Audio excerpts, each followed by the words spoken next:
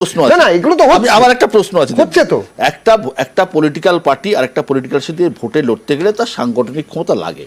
Madarihat seat 2016 সাল থেকে বিজেপির দখলে ছিল। 2016 সাংগঠনিক ক্ষমতা মানে কি? আমি বলছি সাংগঠনিক ক্ষমতার কথা বলছি। 2016 সাল থেকে বিজেপির দখলে ছিল। মাদারিহাট সিটের মধ্যে একটা অধিকাংশ জায়গা চা বাগান, এবং ওইখানে প্রায় 100টা বুথ আছে যেটা বিজেপির কট্টর জায়গা।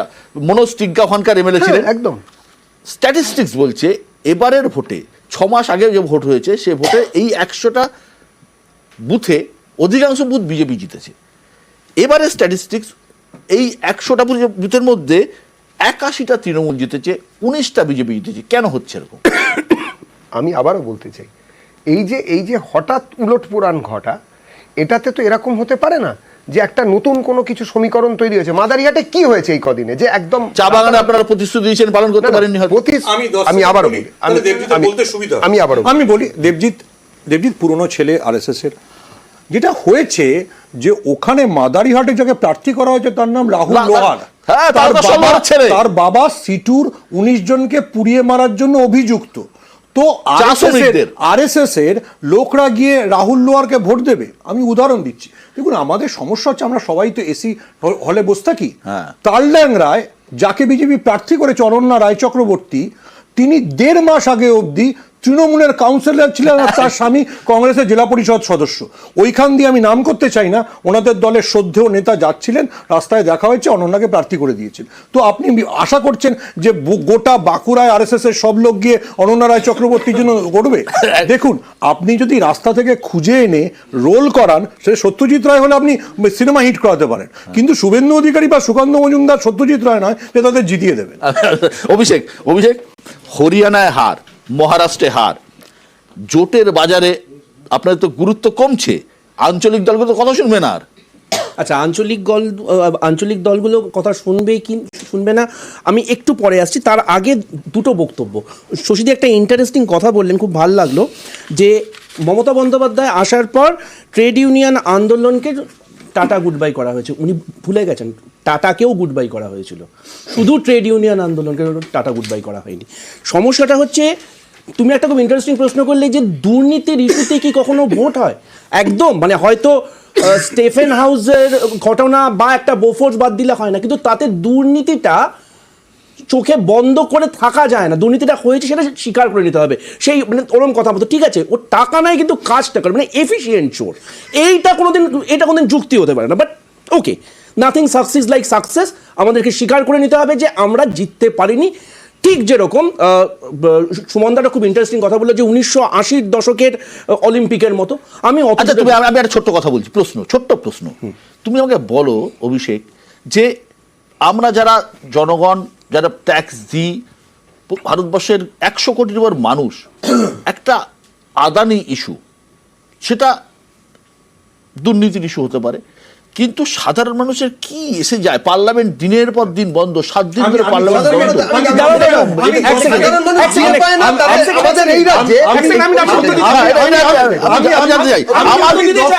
আমি 10 সেকেন্ড যোগ করতে চাই। দিল্লি শহরে যখন আমার প্রথম পৌঁছেছিলাম, কাগজের নাম করছি না, আমি জানি যে কাগজের ফোন করেছিলাম যে কোন সা মার্কেট, গোল মার্কেট কা আশপাশ হয় ক্যা? 2019-এর ইলেকশনটা রাহুল গান্ধী ভন্ডুল করেছিলেন রাফায়েল দিয়ে। রাফায়েল ফাইল না রাইফেল, এটাই লোকে বুঝতে পারেনি। একদম। মানুষ দেখছেন আমাদের পয়সায় সাংসদরা দিল্লি যাচ্ছেন, দিল্লি থেকে আসছেন, খাচ্ছেন, যাচ্ছেন, ভাতা পাচ্ছেন, কিন্তু পার্লামেন্ট 1 মিনিটের জন্য চলছে না। এটা কি? ঠিক, খুব দামি কথা। এবার তুমি যখন প্রশ্নটা করলে আমাকে একটু উত্তরটা দেবার সময় দাও। আদানি একমাত্র যারা শেয়ার মার্কেটে ইনভেস্ট করে শুধু তাদের ক্ষেত্রেই বিচার্য। ভারতবর্ষে কত % লোক শেয়ার মার্কেটে ইনভেস্ট করে? তাদের ক্ষেত্রেই বিচার্য তা নয়, আমি শেষ করলাম না। শেয়ার মার্কেটে 1% করে, কিন্তু অনেক লোক এনপিএস এ করে, এবং তুমি জানো না তোমার টাকাটা যে এলআইসিতে আছে সেই এলআইসির টাকাটা ওখানে রয়েছে।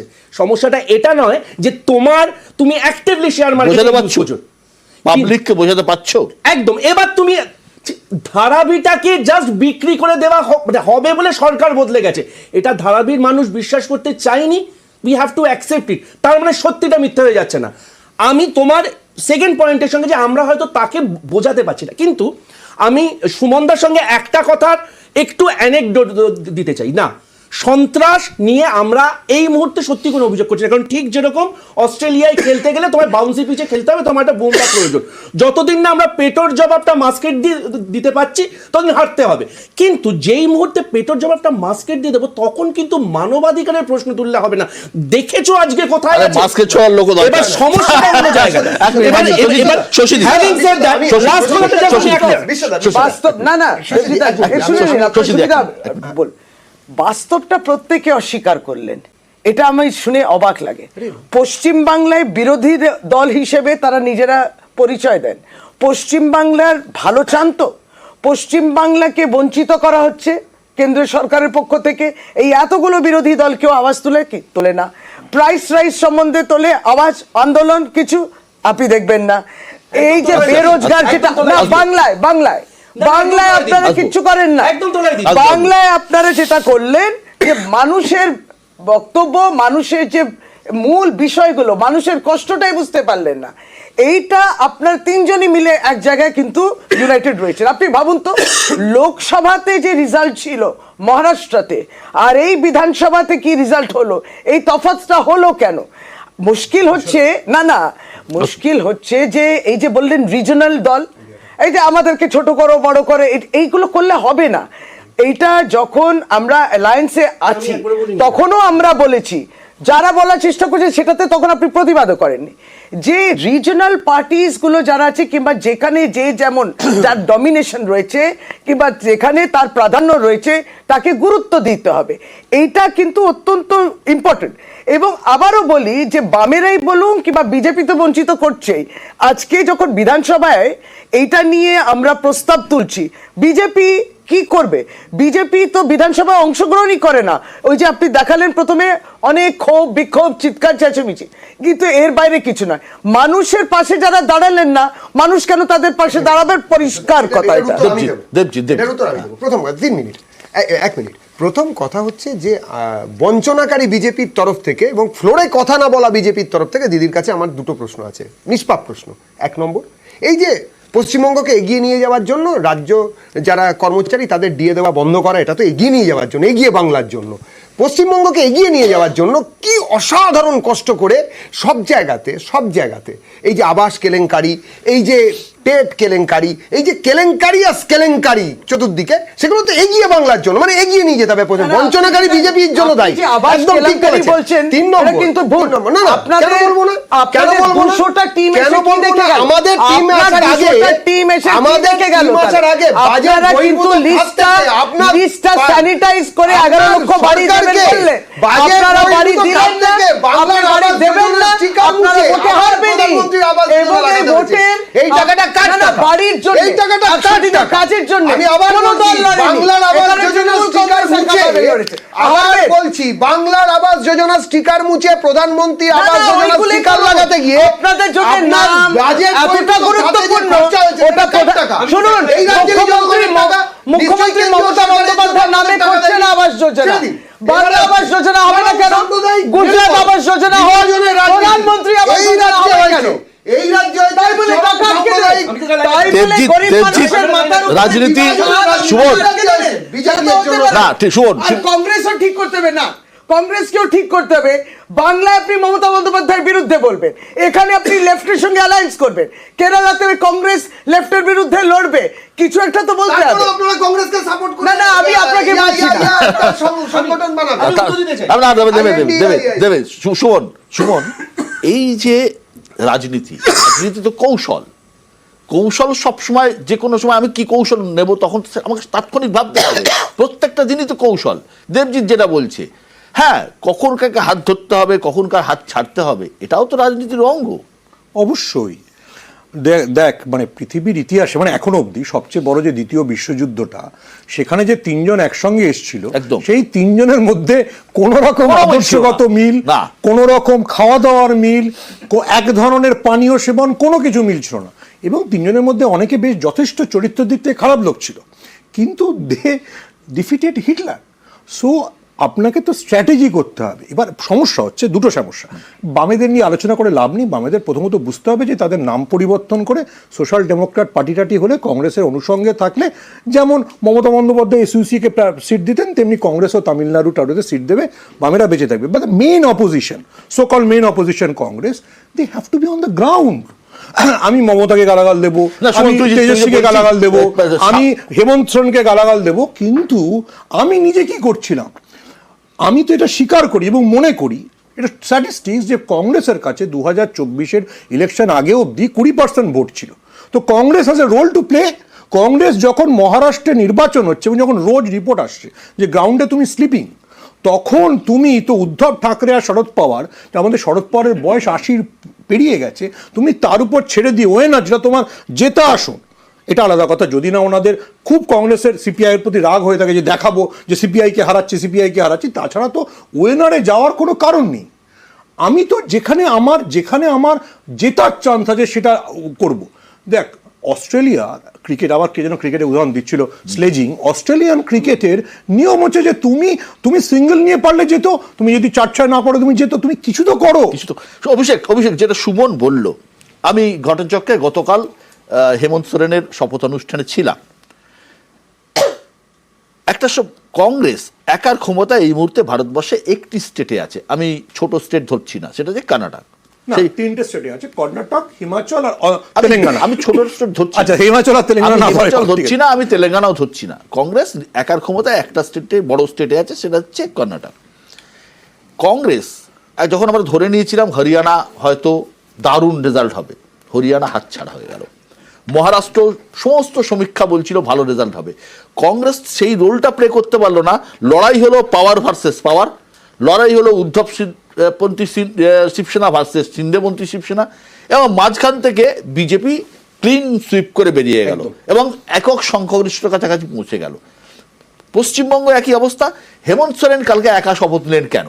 তার কারণ আমি যা খবর পেয়েছি ওখানে গিয়ে, কংগ্রেসের 16 জন বিধায়কের কে মন্ত্রী হবে তাই নিয়ে তুমুল গন্ডগোল চলছে। হেমন্তের সংখ্যা 34, ওখানে সিপিআইএম-এর 2 36, ওখানে লালুরা 4 40, ম্যাজিক ফিগার হচ্ছে 41। একটা মাত্র দরকার, কংগ্রেসের 16 জন ঠিক করে উঠতে পারছেন না কে মন্ত্রী হবে। আমি 2 সেকেন্ড যোগ করি, বিধানসভা নির্বাচনের আগে ওখানকার যিনি চার্জে ছিলেন, যিনি ঘটনাচক্রে পশ্চিমবঙ্গের চার্জে, গোলাম মোহাম্মদ মীর, তার প্রতি হেমন্ত সোরেন এত বিরক্ত ছিলেন, ফোন করে তিনি রাহুল গান্ধীকে বলেন, Rahul Gandhi had to fly back from Wayanad to Ranchi, বসে উনি সিট সেটেল করেন। এই হচ্ছে কংগ্রেসের, আবার পুরনো টার্ম ব্যবহার করছি, আঞ্চলিক মনসবদারদের অ্যাটিটিউড, যে মোটামুটি হেমন্তের ইলেকশন শেষ করে দিয়েছিল কংগ্রেস। হ্যাঁ, আমার তো মনে হয়, দেখো আমার যা অ্যাসেসমেন্ট, খুব দ্রুত না করতে পারলে ভেঙে যেতে পারে, ভেঙে যাওয়ার জায়গা আছে। আচ্ছা, ঝাড়খণ্ডে মুখ্যমন্ত্রী শপথটা হয়েছে, মহারাষ্ট্রে থাম্পিং মেজরিটির পর কোনো মুখ্যমন্ত্রী ঠিক হয়নি। Let's call spade a spade. আচ্ছা, এবার আসা যাক, অর্থাৎ শরিকি জটিলতা একমাত্র আমাদের আছে, পৃথিবীতে আর কোথাও নেই। এটা ভাবলে আমরা মূর্খের স্বর্গে বাস করছি। একটু আগে আঞ্চলিক, আরে আমার সমস্যাটা আমায় বলতে দাও।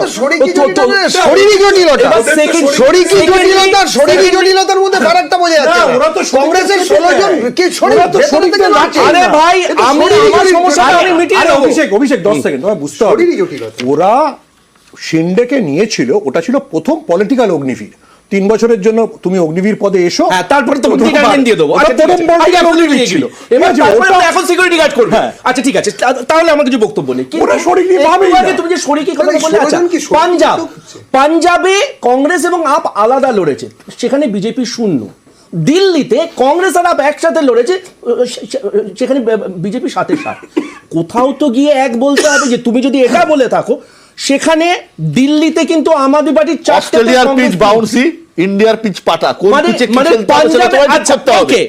আরজেডি বিহার, এক্ষুনি তুমি উদাহরণ দিচ্ছিলে, আরজেডি পাপ্পু যাদবকে সিট দিল না, পাপ্পু যাদব নির্দল হয়ে দাঁড়িয়ে সাংসদ হয়ে গেল। অর্থাৎ নমনীয়তা সব পক্ষে প্রয়োজন। এবার আমরা আছি বাংলাতে, অ্যাবসলিউটলি এগ্রিড। আমাদের সংগঠনটা মালদা, মুর্শিদাবাদ, দিনাজপুর, একটু বাদুড়িয়া, এরকম পকেট ছাড়া নেই। এবং যে 6টা জায়গাতে লড়াই হয়েছে, সেখানে গত 40 বছরে আমাদের ভোটের পার্সেন্টেজ 2 থেকে 2.5%-এর বেশি না। একটু আগে 40 বছরে না, বাদুড়িয়াতে তোমরা আমি তোমাদের বাদুড়িয়া বিরুদ্ধে- লড়াই হয়নি, বাদুড়িয়া লড়াই আব্দুল হয়নি। গফফরের সিট। আরে আমি এই 6টার মধ্যে গফফর সাহেবের সিট। আমি বললাম বাদুড়িয়া বাদ দিয়ে পাশের হারোয়াতে তোমরা ছিলে না? আরে হারোয়াতে কবে আমরা ছিলাম? হারোয়া সবসময় এটা বলো যে অধীর চৌধুরী দায়িত্ব নিয়ে মুসলমানদের বলেছে যা আমাদের থেকে যা, আচ্ছা যা আমাদের থেকে যা। কনফিউশন, এটা খুব ইন্টারেস্টিং কথা বললেন দিদি। ওকে, দিদির বক্তব্য অনুযায়ী যে আমরা কেরালাতে কেন লড়াই করছি, এখানে কেন একসঙ্গে লড়ছি, আমি অলরেডি আম আদমি পার্টির উদাহরণ দিলাম, এবং সেখানে দাঁড়িয়ে পাঞ্জাবের ভোটাররা অসম্ভব বোকা এবং দিল্লির ভোটাররা বুদ্ধিমান, এইটা ভাববার কোনো অর্থ নেই। হ্যাভিং সেড দ্যাট, এখানে তাহলে মমতা বন্দ্যোপাধ্যায়ের রাজনৈতিক বক্তব্যটা কি? যে শোনো, আমি যা খুশি করি না কেন, তুমি কিন্তু কিছু বলতে পারবে। আমি কেন বলবে না? আমি কেন বলবে না? দেবাশিস বন্দ্যোপাধ্যায়? শশীদি, তার আমি কারণ একটা হচ্ছে প্রশ্ন- একটা বিষয়। আমি শশীদির কাছে সরকারি সম্মেলনীতে সরকারি টলিউড থেকে কর্মচারীরা এবং দিয়ে টলিউড পাচ্ছে থেকে না। কাকে মমতা বন্দ্যোপাধ্যায় নেবেন না, সরকারের তরফ সেটা থেকে। উনি ঠিক না, করে না, আমি দেবেন। শশীদিকে যাবো, শশীদি, শশীদি, এই কংগ্রেস শশীদি, চৌধুরী হাত ধরতে দৌড়চ্ছে। দেবজিৎ এত লাফালাফি করছে কেন? আপনারা যেভাবে ঝাড়খণ্ডে প্রচার করেছেন অত্যন্ত নিন্দনীয়। আপনি ঘুষপেটিয়া থেকে আরম্ভ করে সমস্ত নিয়ে এসেছিলেন ঝাড়খণ্ডে, পরিষ্কার মেনে নিন বাংলায় মমতা বন্দ্যোপাধ্যায় বিজেপিকে হারিয়ে দিয়েছে, হেমন্ত সোরেন ঝাড়খণ্ডে হারিয়ে দিয়েছে বিজেপিকে। ওই ধরনের নির্বাচনী প্র্যাকটিস করবেন না। আবারও করবো, এত লাফালাফি কিসের? গ্যারান্টি দিচ্ছি। আমরা দাদা কি বলছেন? ঘুষপেটিয়াদের আবার ঘুষপেটিয়া না, বলবো। আমরা আবার ঘুষপেটিয়াদের ঘুষপেটিয়া বলবো। বাংলাদেশ থেকে অনুপ্রবেশকারী মুসলমানরা আমাদের দেশে ঘুষপেটিয়া আমরা আবারও বলবো। সাম্প্রদায়িক আমি 10 সেকেন্ড বলি, আমি 10 বলবেন না। ঘুষপেটিয়াদের এইখানে বাংলাদেশ মানুষ বলবে না। মানুষ সাম্প্রদায়িক। আমরা নই। যারা বাংলাদেশ থেকে আসে, সোরেনকে বছরের প্রথমে শশীদি, শশীদি, দেবজিৎ প্লিজ, দেবজিৎ প্লিজ, দেবজিৎ থামো, দেবজিৎ থামো, দেবজিৎ প্লিজ, এক মিনিট, আসছি, অ্যাড করে দিই। হ্যাঁ। সেটা হচ্ছে দেবজিৎ এখানে যতই মেরুকরণের রাজনীতি করুক, মুসলিম বিরোধী কথাবার্তা বলুক, জয় শাহ কিন্তু রিয়াদে IPL এর নিলাম করবে এবং সেখানে এবং আমরা ওখানে শিব মন্দির বানাবো। আমরা ওখানে শশীদি, পরের টার্গেট 26-এর বিধানসভা ভোট। তৃণমূলের মূল লক্ষ্য কি? শহরের একটা ক্ষতি তো হয়েছে, আপনারা নিজেরাও স্বীকার করেন, মমতা বন্দ্যোপাধ্যায় বলেছেন যে শহরের ভোটে একটা ক্ষতি হচ্ছে, সেই ক্ষতিটাকে মেরামত করা, দেখি আরো বেশি করে গ্রামেকে কনসেন্ট্রেট করা।